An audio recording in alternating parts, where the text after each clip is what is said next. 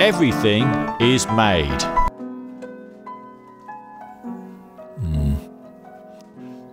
I'm Bob and Roberta Smith. I'm an artist, and my work is I try and think what I'm doing, what the unifying thing that I do is.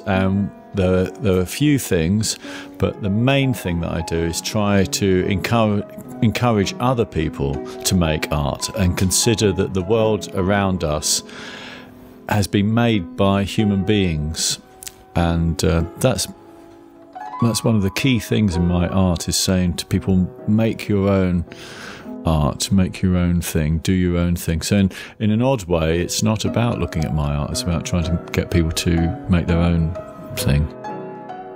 Actually, I can be inspired by art I don't necessarily like all that much. I mean, I find the process of art the important thing, really, and that's exciting. But there are key people who I think are important for me, and one of them is John Hartfield. The graphics at the beginning of the World at War series had this kind of lettering going up in flames, and I think the idea of that was to do with the ideas of book burning that the Nazis did, and this idea of language and creativity going up in flames. That's always been a powerful thing for me, and that graphic is a very powerful image for me. So something sort of tied in with a bit of John Hartfield, and this kind of idea of what writing is and what it stands for, and that it can be destroyed, and all that creativity can be destroyed somehow. Those are two things that really have informed me. I've got hundreds of pencils, but I'm afraid none of them are yellow.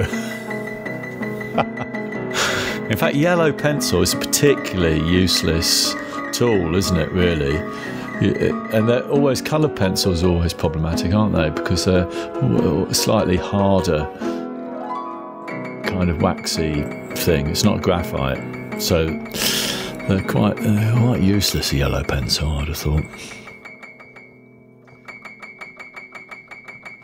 To be a winner, you have to be a kind of open person, be a bit of a sponge, be a bit of a filter, be in touch with what's going on, and be able to cope with what's going on and respond to it.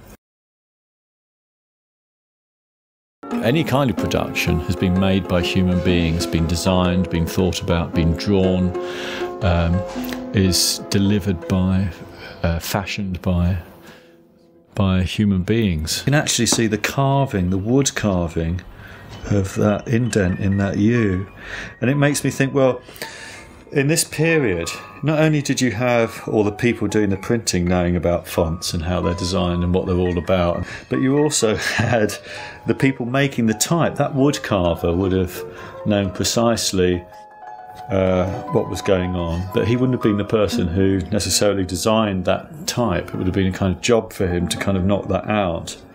And that kind of relationship of understanding that this technology is about lots of different people coming together and making something in different kind of structures and different periods. And now I'm looking at this, you know, maybe 150 years on, conversing with the dead, or trying to converse with the future. And actually that's a wonderful thing. It's kind of oddly comforting, I think. Even the most slick kind of car or designed item, even the most banal form that you have to fill in, has been thought about and made by another human being, and we're all in this huge conversation of people telling us things and asking us to respond to things. And I think that's exciting, to think that everything has been made by someone.